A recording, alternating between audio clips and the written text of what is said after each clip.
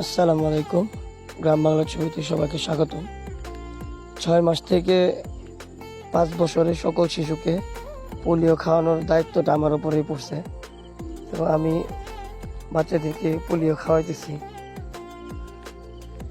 এই দায়িত্বটা আমাকে দিয়েছে ডাক্তার।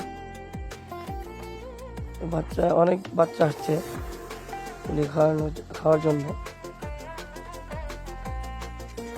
আপনারা দেখতে থাকেন, ভিডিওটি শেয়ার করে দিবেন,